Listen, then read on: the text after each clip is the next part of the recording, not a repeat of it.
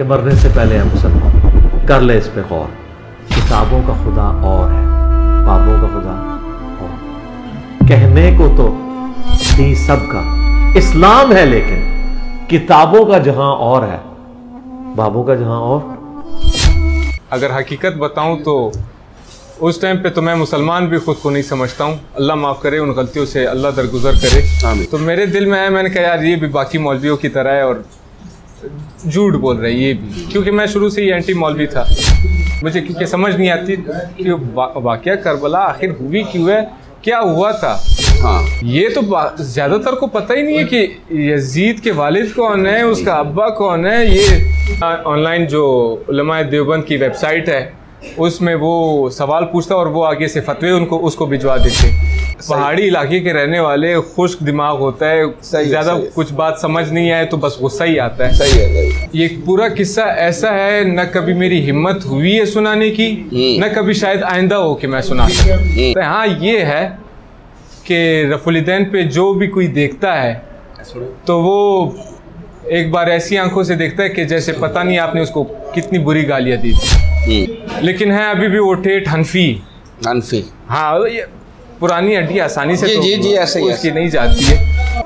मैं कहा यहाँ पे आप मार खा गए। मैंने कहा आप हनफी है, मैं नहीं हूँ, मैं मुसलमान हूँ, हुआ सम्माकुमुल मुस्लिमीन। मैंने कहा मैं इससे ना आगे जाता हूँ ना पीछे जाता हूँ। खामखा वो अली भाई वाली बात है, जो सुन्नी है ना और उसमें बुग़्ज़ अली ना पाया जाए, वो हो ही नहीं सकता। सुन्नियों को तो पता ही नहीं है कि हुब्बे अली क्या है, दिल में वो नरम गोशा आ जाता है, लेकिन दिल फिर भी नहीं करता कि इनके लिए दुआ की जाए। चले फिर भी दुआ किया करें, अल्लाह इन पे रहम करे, अल्लाह इनको हिदायत दे। अस्सलाम वालेकुम भाईजान। वालेकुम अस्सलाम व रहमतुल्लाहि व बरकातुहू। क्या नाम है आपका भाईजान? ज़रक खान नाम है मेरा, कोयटा से ताल्लुक़ रखता हूँ। कोयटा से आए हैं जी? अच्छा, क्या करते हैं आप? मैं सरकारी मुलाजिम हूँ। सरकारी मुलाजिम जी। ज़रक भाई ये बताइएगा कि आपका जो साबका फ़िरका था वो कौन सा था?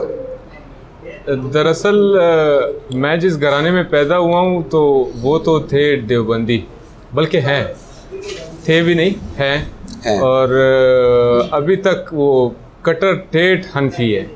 वो उधर से ना आगे जाते ना पीछे जाते, उधर ही रुके हुए हैं। अच्छा, हाँ। इंजीनियर साहब तक आप कैसे पहुँचे हैं? आज अकेडमी में आप तशरीफ़ लाए हुए हैं जी, क्या वजह है, कैसे तारुफ हुआ, ये भी बताएं डिटेल से कि इंजीनियर साहब का तारुफ आपके साथ कैसे हुआ? डिटेल से तो दरअसल मेरा एक कज़न है। मैं तो अगर हकीकत बताऊं तो उस टाइम पे तो मैं मुसलमान भी खुद को नहीं समझता हूं। अल्लाह माफ़ करे, उन गलतियों से अल्लाह दरगुजर करे। आमीन। तो वो दर्स और नसीहत देता रहता था और एक दिन उसने नसीहत करते करते नमाज का तरीका पूरा बताया, तकबीर उला से लेके सलाम तक। और उसने आखिर में एक जुमला कहा कि इन सब जो मैंने बताया है, इन सब बातों की मेरे पास हदीस नंबर भी पड़े हैं, तो मैं आपको वो भिजवा दूंगा। अच्छा। उसमें काफ़ी टाइम गुजरा तो आखिर में वो, क्योंकि पढ़ाई में था उस टाइम, मसरूफ़ था, उसके पेपर्स वगैरह भी चल रहे थे, तो मैंने नेट पे ऐसे ही सर्च किया नमाज का तरीका, तो इंजीनियर साहब की वीडियो आ गई। अभी उसमें मैंने जब देखा तो वेरीफाई भी कर रहा था, साथ साथ वेरीफाई करता जा रहा था। लेकिन इस्लाम 360 में जहाँ पे वो अली भाई बताते हैं कि हज़ूर सल्लल्लाहु अलैहि वसल्लम अपने ज़माने में हुक्म देते थे कि दाएं हाथ को बाई ज़िरा पे रखा जाए, वहाँ पे जब मैंने तर्जुमा देखा उसमें था कलाई, तो मेरे दिल में आया, मैंने कहा यार ये भी बाकी मौलवियों की तरह है और झूठ बोल रहे हैं ये भी, क्योंकि मैं शुरू से ही एंटी मौलवी था। तो बाद में वो कज़न जब वापस आया, वो कराची में पढ़ता था, उसने बताया कि यार डॉक्टर जाकिर नाइक भी यहाँ पे हाथ बांधते हैं। मैंने कहा यार डॉक्टर जाकिर नाइक तो बड़ा ही लायक इंसान है, वो भी यहाँ पे हाथ बांधते हैं। फिर मैंने वापस अली भाई को देखा, स्टडी करना शुरू किया, देखा वो हदीस में जो लफ्ज़ थे उन्होंने तर्जुमा गलत किया हुआ। वो तर्जुमा गलत किया हुआ तो मौलवी वहाँ तर्जुमे में भी घुस गया था। हालांकि जायज़ है यहाँ पे भी रखना और यहाँ पे भी रखना जायज़ है, लेकिन वो क्योंकि फ़िरके की मोहब्बत उनके दिल में बसी होती है, तो बस उधर से तारुफ शुरू हुआ और फिर आहिस्ता आहिस्ता करते करते फिर आगे जाते जाते फिर मेन चीज़ वाक़या करबला था अली भाई का। जब मुझे क्योंकि समझ नहीं आती कि वाक़या करबला आखिर हुई क्यों है, क्या हुआ था। हाँ, यजीद तक तो पता है, सबको पता है कि सही बात है कि यजीद तक सब मुतफिक है कि यार यजीद ने ये बुरा काम किया। हाँ, इसी ने किया। हाँ, लेकिन ये क्यों हुआ? सही बात है, ये तो ज़्यादातर को पता ही नहीं है कि यजीद के वालिद कौन है, उसका अब्बा कौन है। ये मैं वो कुछ अरसे पहले वो यजीद बिन अब माविया का एक वो टाइटल के नाम से आ रहा था, कोई वीडियो आ रही थी, तो मेरी घर वाली साथ बैठी थी, वो पूछती है कि यजीद हज़रत माविया का बेटा है। मैंने कहा यार तुम्हें अभी तक ये नहीं है पता? उसने कहा वाकई मुझे नहीं है पता। तो ज़्यादा बंदों को तो ये पता ही नहीं होता है कि यजीद बेटा किसका है। हाँ, तो बाकी तो अल्हम्दुलिल्लाह फिर समझ आने लगी और आगे चलता गया किस्सा।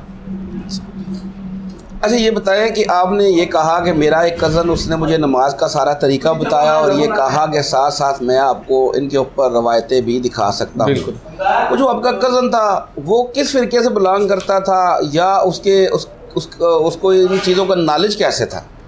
वो दरअसल एक डॉक्टर है, वो डॉक्टरी कर रहा है, पढ़ा लिखा और अच्छा नॉलेजेबल। दीन का नॉलेज कैसे था? दीन पढ़ता था, ये क्या सीन था? मतलब एक बंदा इतने उसके पास सवाल बड़े होते। अच्छा, उसके पास सवाल बड़े होते थे। तो क्योंकि हम देवबंदी घराने में पैदा हुए हैं, तो जब भी कोई सवाल करता उसे जवाब नहीं मिलता, फिर वो जाता ऑनलाइन जो उलमाए देवबंद की वेबसाइट है उसमें वो सवाल पूछता और वो आगे से फतवे उसको भिजवा देते। फिर जब इसने पढ़ना स्टार्ट किया तो इसे पता चला कि सोर्स हमारे पास कुरान है, सुन्नत है। हाँ, तो फिर जब ये सवाल करता था तो ये उनको कहता था कि कुरान और हदीस की रोशनी में मुझे इसका सवाल दे, और वो उसके बावजूद भी फतवे ही आगे भिजवाते थे। तो फिर इसने खुद पढ़ना स्टार्ट किया। ठीक हो गया, समझ आ गई। जब आपके पास सोर्स मौजूद हो ना जी, इस्लाम 360 की शक्ल में या बुक्स की शक्ल में, वो आगे तो बंदा पहुंच जाता है। सही है। अच्छा ये बताएं कि चले ये आपने बता दिया माशाल्लाह, इंजीनियर साहब का तारुफ हो गया करबला की, वो जो है लेक्चर देखा या उसकी सारी डिटेल देखी, ये बातें हज़म हो गई एक देवबंदी को जिसका बिल्डअप ही देवबंदियों में हुआ हो, उसको ये जो बातें थी, जिस तरह ये देवबंदियों के वो कासिम ननवतवी साहब और अशरफ अली थानवी साहब के वाक़यात सुनाते हैं, हाँ। तो ये आपको हज़म हुआ या कैसे हज़म हुआ, ये भी ज़रा बताएं। ये बहुत अच्छे से मुझे हज़म हुआ। उसकी वजह ये है कि शुरू से मिजाज का आप समझ ले कि थोड़ा सा तेज़ हूँ। हाँ, पहाड़ी इलाके के रहने वाले खुश्क दिमाग होता है, ज़्यादा कुछ बात समझ नहीं आए तो बस गुस्सा ही आता है। सही है। तो वो अली भाई की बात है, जिसे गुस्सा आता है वो थोड़ा सा स्ट्रेट फॉरवर्ड भी होता है, नरम भी होता है, उतना नरम भी होता है। तो मैं शुरू से ही ऐसा था, मैं बोलता था यार किसी ने गलत किया ना, अगर वो मेरा बाप भी है तो वो गलत है, जबरदस्त गलती कोई भी हो, बिल्कुल गलत है वो। फिर गलती तो गलत, एक बार गलती हाईलाइट हो जाए ना मुझ पे तो फिर गलत है, चाहे मैं खुद हूँ, चाहे मेरा बाप है, चाहे जो कोई भी है। तो वो पता नहीं था। दरअसल एक दफ़ा का किस्सा है, वो मैं तारिक जमील साहब को सुन रहा था, और क्योंकि देवबंदी सुनते ही उन्हीं को है, वो तो उनके ना आगे जाते हैं ना उनसे पीछे जाते हैं। अच्छा, तो उनको सुन रहा था वाक़या करबला उनका। मुहर्रम का महीना चल रहा था, मैं खुद अपने साथ ये सोच रहा था, मैंने कहा यार करबला हुई है, अहले तशरीह जो है ये सारे रो रहे होते हैं, हमें तो कुछ पता ही नहीं है किस्सा क्या है, ये रो किस लिए रहे होते हैं। तो मैंने वो लगाया तारिक जमील साहब का बयान। अब जब लगाया तो बीच में उन्होंने एक जुमला कहा जो इधर चिपक गया मेरे दिमाग में। उन्होंने कहा कि ये पूरा किस्सा ऐसा है, न कभी मेरी हिम्मत हुई है सुनाने की, न कभी शायद आइंदा हो कि मैं सुना सकूं, और मैं सुनाऊं तो मैं आंसुओं को कैसे रोकूं, मैं कलेजे को फटने से कैसे रोकूं। मैंने कहा यार ये कैसा किस्सा है, क्यों नहीं सुना सकते, ये क्या वजह है, हुआ क्या है। तो वो फिर उधर ही से मेरे दिमाग में सवालात आने शुरू हुए कि भाई ये किस्सा क्या था, ये हुआ क्या। वो तो फिर जब उसी कज़न ने एक दफ़ा वीडियो लगाई थी और लिंक दिया था स्टेटस पे अपना, वाक़या करबला का जो अली भाई की वीडियो है, हिदाया पोर्टल वाले भाई ने दी है, उसने अपना लिंक दिया था, वहाँ पे स्टेटस पे लगाया था। तो वो जब मैंने देखा मुझे थोड़ी थोड़ी समझ आ रही थी, लेकिन ज़्यादातर बातें सर के ऊपर से ही गुजर रही थी, समझ कुछ नहीं आ रही थी कि यार ये क्या बात हो रही है। मुझे ये भी समझ नहीं थी कि बनु उमैया किसे कहते हैं। अच्छा, ये भी नहीं पता? ये भी नहीं था पता। सही है। बस वो सुना के सुननी, वही सुना के टुन्नी टुन्नी थे आप। अच्छा, ये बताएं माशाल्लाह, जब आपको अल्लाह ताला ने जो आप सल्लम का सच्चा दीन था, जब वो आपको समझ आया, वाक़या करबला समझ आया, फिर उसके साथ साथ नमाज का तरीका भी समझ आ गया? जी जी। नमाज कैसे आप पढ़ रहे हैं? मैं रफुलदैन से ही पढ़ रहा हूँ। अच्छा, और फैमिली को दावत दे रहे हैं? फैमिली को तो जब से समझ आई है ना, अच्छा, तभी से दावत दे रहा हूँ। अभी अच्छा। अल्लाह करे कि वो जल्दी से मान जाए। अच्छा, मुझे अब ये बताएं, जो अब एक मज़ेदार चीज़ पूछने वाली रह गई है, वो ये है कि कोयटा जैसे शहर में देवबंदी जब उसने रफ़ा दैन शुरू किया तो उसके साथ क्या हुआ, ये बताएं ज़रा। मैं आपको सच बताऊं तो अल्हम्दुलिल्लाह अभी ये अल्लाह का बड़ा करम है कि मैं जितनी ऊंची आमीन अहले हदीसों की मस्जिद में कहता हूँ, अच्छा, उससे कई ज़्यादा ऊंची मैं देवबंदियों की मस्जिद में कहता हूँ। ये शरारत करते हैं? नहीं। अच्छा, ये आप समझ ले, एक जिद है मेरी उनके साथ। ये लड़ाई, वो गुस्सा है मेरा। अच्छा। मार नहीं सकता हूँ, वो गुस्सा ही आमीन से निकालता हूँ। अच्छा, और गुस्सा निकालने का भी वो तरीके होते हैं ना। सही है। अब अल्लाह ताला ने मेरे हाथ रोक दिए कि मारना नहीं है। बिल्कुल सही है। तो मैं कम से कम वो गुस्सा इधर तो निकाल सकता हूँ ना यार, कि कोई आके मुझे बोले तो सही एक दफ़ा कि यार ये तुम क्या कर रहे हो, इतनी ज़ोर से आमीन कौन कहता है। तो फिर मैं उसे जवाब दूँ, फिर मैं उसे बताऊँ कि तुम मुझे आमीन से कैसे रोकते हो, सुन्नत की खिलाफ वर्जी करने वाले, मुखालिफत करने वाले। तो फिर तो मैं बहुत सारी चीज़ें, फिर तो मैं सोचता रहता हूँ ना, कभी कभार वो सोचों में होता हूँ नमाज में, तो वो आमीन कभी कभार मुझे भी खुद अंदाज़ा होता है कि यार मैंने काफ़ी ऊंची आमीन कह दी, और इसके बाद सलाम फिरते ही ना मौलवी साहब कुछ ना कुछ बोल पड़ेंगे। तो मैं दिमाग में उसके जवाब सोच रहा होता हूँ कि यार अब मैंने इनको ये कहना है, ये कहना है, ये कहना है, और बोलती बंद करानी है। लेकिन अल्हम्दुलिल्लाह वो कहते कुछ भी नहीं है। अच्छा जी, तो बस सब कुछ आसानी से हो जाता है। हाँ, ये है कि रफुलदैन पे जो भी कोई देखता है तो वो एक बार ऐसी आंखों से देखता है कि जैसे पता नहीं आपने उसको कितनी बुरी गालियाँ दी थी। उनको हजम नहीं होती ये चीज़। चले, ये तो चलो आपने बता दिया।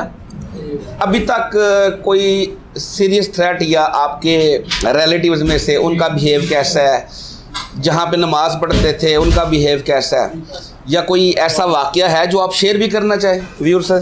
काफ़ी ज़्यादा है, काफ़ी ज़्यादा। मैं अभी आपको रिसेंटली बताता हूँ। हाँ, रिसेंटली ये ईद पे मैं गया था अपने ननिहाल मामू के, वहाँ पे ज़्यादातर जॉइंट फैमिलीज ही होती हैं। तो मेरे मामू बैठे थे, मेरी बहनोई बैठे थे, और मेरे नाना बैठे थे जो माशाल्लाह से 90+ एज है उनकी। सही है। बात वहाँ पे चल रही थी तरावी की, तो मैंने कहा मैं पहले एक जगह तरावी पढ़ रहा था, दरअसल वो अहले हदीसों की मस्जिद थी, और उन्होंने कहा ये था कि हम जो तरावी में पढ़ाएंगे तो उसका दर्स भी दिया करेंगे और तर्जुमा भी आसान से आपको समझा दिया करेंगे। वहाँ पे मैंने पढ़नी शुरू की तो न वो दर्स देते थे, उस तरह से मज़ा नहीं आ रहा था। तो फिर मैंने एक और जगह मुझे मिली जहाँ पे बाकायदा तर्जुमा और आसान सी तफसीर, फिर उसके बाद जो हम लोगों ने तरावी में पढ़नी होती थी। तो आहिस्ता आहिस्ता मैंने वहाँ पे जाना शुरू किया और वहीं पे पढ़ना शुरू किया। अब ये बात जब वहाँ पे हो रही थी मेरे मामू के घर में ननिहाल में, तो मैंने कहा यार कुरान का मज़ा ही उसी टाइम आता है जब आपको समझ आने लगे। सही है। अब मेरा मामू मेरे साइड पे बैठा है, वो कहता है नहीं आप ऐसे कर ही नहीं सकते हो, आप खुद नहीं पढ़ सकते हो, इसके लिए उस्ताद की ज़रूरत है। अच्छा, मैंने कहा चले मामू, for the sake of argument मैं आपकी बात मान लेता हूँ। मैंने कहा लेकिन आप मुझे इतना बताएं कि कुरान में अल्लाह कहता है कि हमने इस कुरान को समझने के लिए आसान कर दिया है, तुम में से कोई जो इसमें से नसीहत हासिल करे। मैं कहा मैं आपकी मानूं या अल्लाह की मानूं, आप मुझे इतना बता दें। खैर वो टाल मटोल करते रहे। नाना भी मेरे साइड पे थे क्योंकि वो कुरान की तफसीर तर्जुमा वो ख़ुद पढ़ते रहे हैं और पढ़ते हैं। सही बुखारी की उनके पास 3 की 3 जिल्दें पढ़ी हैं, वो पढ़ते हैं, लेकिन है अभी भी वो ठेठ हनफी। हनफी, हाँ, ये पुरानी हड्डी आसानी से जी, ऐसे ही उसकी नहीं जाती है। तो खैर इतने में मगरिब की नमाज का टाइम हो गया, जमात भी चली गई, पता नहीं चला वो बैसे मुबाइसे में। तो हम उधर ही घर में नमाज पढ़ रहे थे। मेरे नाना ने सिर्फ मुझे इतना देख लिया कि मैंने हाथ ऐसे बांध दिए। वो नाना जो मेरे साथ थे, मेरी पार्टी में थे, यानी मैं और वो मामू के साथ बहस कर रहे थे।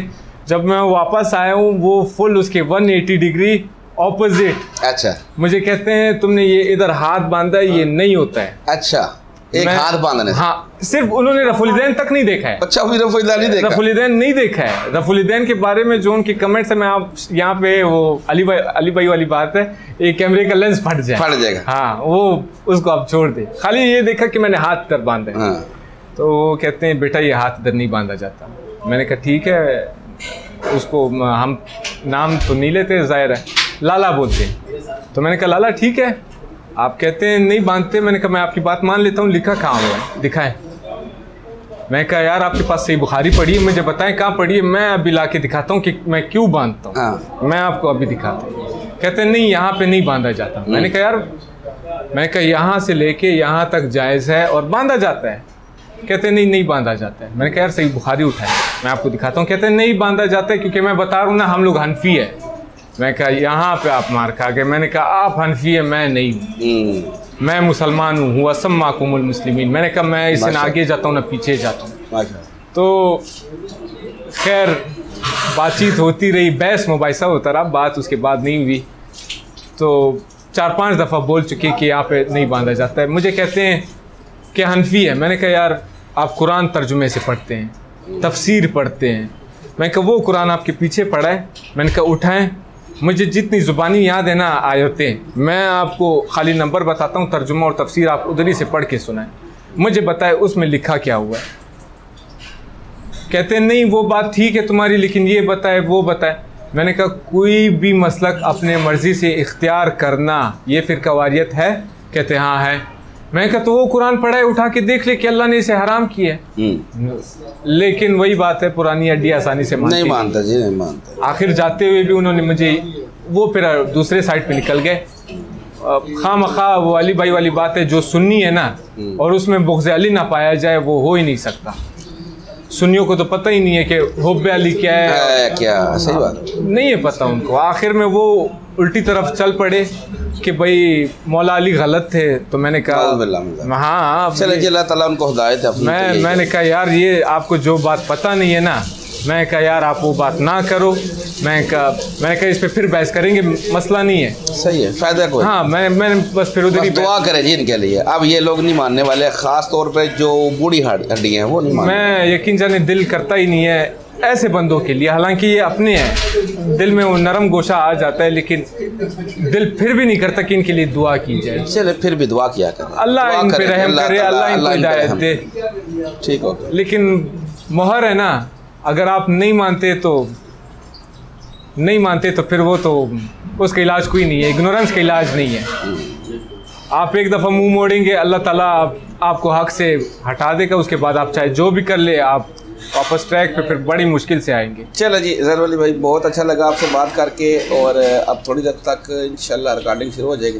जज़ाकल्लाह खैर। अस्सलाम वालेकुम व रहमतुल्लाह। और फिरकों की दुकानें बंद, द डैमेज डन।